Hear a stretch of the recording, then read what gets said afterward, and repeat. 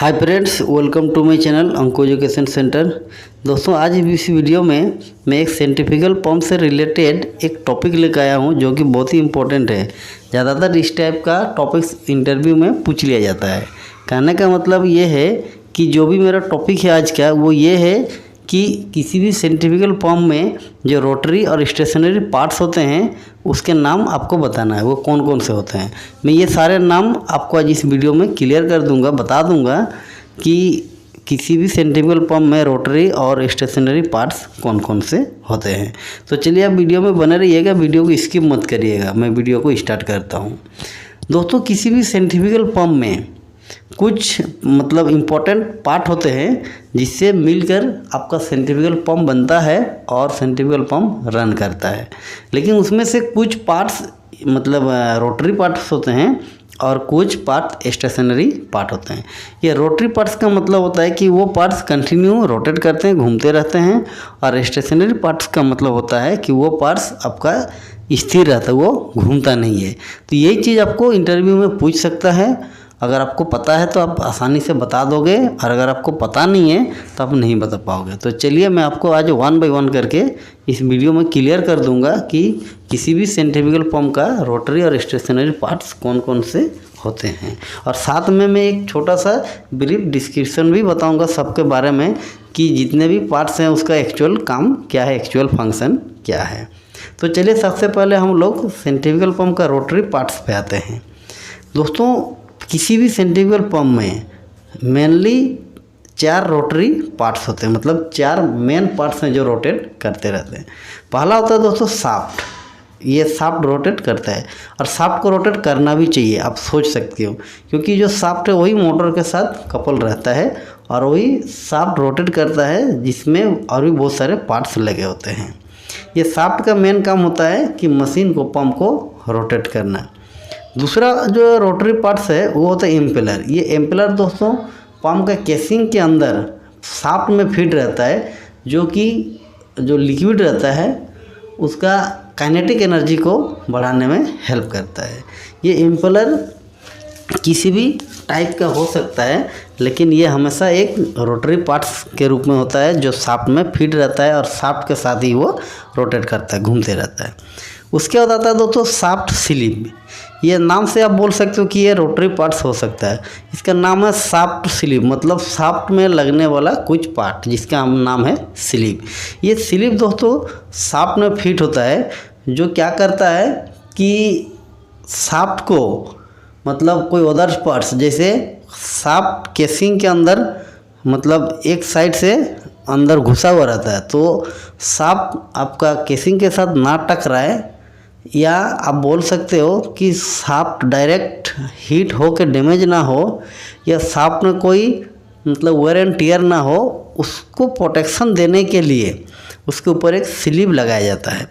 वो sleeve shaft में tight fit रहता है ताकि शाफ्ट को कोई नुकसान ना हो। तो अगर शाफ्ट रोटेट कर रहा है दोस्तों तो स्लीव भी रोटेट करता है, इसीलिए शाफ्ट स्लीव जो है एक रोटरी पार्ट है किसी भी सेंट्रीफ्यूगल पंप का। नेक्स्ट होता है बियरिंग। ये बियरिंग तो घूमने वाला चीज़ है दोस्तों, ये सबको पता है। तो बियरिंग शाफ्ट में ही लगे होते हैं, और बियरिंग एक रोटरी पार्ट्स है किसी भी सेंट्रीफ्यूगल पंप का, जो बहुत ही इम्पोर्टेंट चीज़ है। ये 4 मेन रोटरी पार्ट्स था किसी भी सेंट्रीफ्यूगल पंप का: शाफ्ट, इम्पेलर, शाफ्ट स्लीव और बियरिंग। अब मैं चलिए आप लोगों को बताता हूँ कि स्टेशनरी पार्ट्स कौन कौन से होते हैं। तो दोस्तों स्टेशनरी पंप में मेनली 3 स्टेशनरी पार्ट्स होते हैं। स्टेशनरी पार्ट मतलब स्थिर, वो घूमता नहीं है। 3 होता है। सबसे पहला जो होता है तो वो होता है पंप का केसिंग। अच्छा है दोस्तों, पंप का जो केसिंग है, ये जब इम्पेलर किसी भी लिक्विड का बोला जाए तो वाटर ही, उसका जब काइनेटिक एनर्जी को बढ़ाता है, तो ये केसिंग क्या करता है, उसको रोकता है, जिससे उसका जो इंटरनल प्रेशर वो धीरे धीरे बढ़ने लगता है, इंक्रीज होता है। तो केसिंग क्या करता है, लिक्विड का प्रेशर को बढ़ाता है।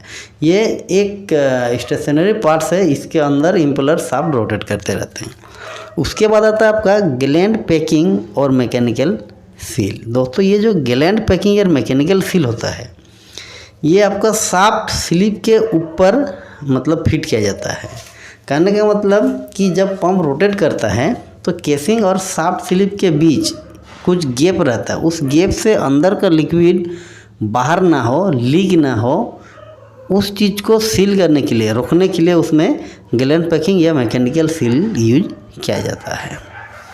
उसके बाद आता है दोस्तों लेंटर रिंग। दोस्तों ये जो लेंटर रिंग है इसका बहुत बड़ा रोल है। कहने का मतलब कि पंप में जब हम लोग मतलब पावर देके पंप को रोटेट करते हैं तो उस समय क्या होता है कि जहाँ पे शाफ्ट स्लीव लगा रहता है उसके ऊपर पे हम लोग गैलन पैकिंग यूज करते हैं या मैकेनिकल सील।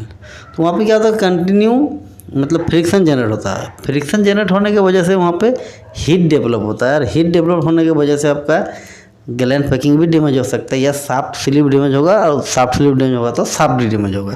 ये सारा चीज़ को कूल करके रखने के लिए या प्रोटेक्ट करने के लिए, डैमेज ना हो, वहाँ पर लेंटर रिंग यूज किया जाता है। और उसी लेंटर रिंग पे क्या होता है कि गैलन वाटर दिया जाता है।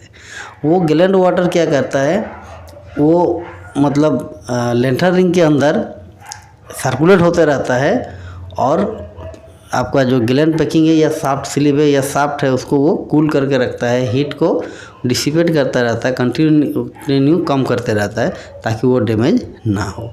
तो इस तरह से अगर आपसे इंटरव्यू में पूछ लिया जाए कि किसी भी सेंट्रीफ्यूगल पंप में रोटरी और स्टेशनरी पार्ट कौन कौन से होते हैं, आप आसानी से उसके आंसर दे सकते हो। तो चलिए दोस्तों, आज के वीडियो में बस इतना ही। अगर वीडियो अच्छा लगा तो वीडियो को लाइक और दोस्तों के साथ शेयर करिएगा और साथ ही चैनल को सब्सक्राइब करना ना भूलिएगा। जय हिंद, जय भारत।